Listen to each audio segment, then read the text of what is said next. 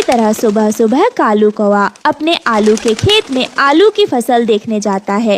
अरे वाह, इस बार तो आलू की फसल बहुत बढ़िया हुई है। अब जल्दी जल्दी से बोरी में भरता हूँ, फिर बाजार भी तो जाना है इन्हें बेचने के लिए।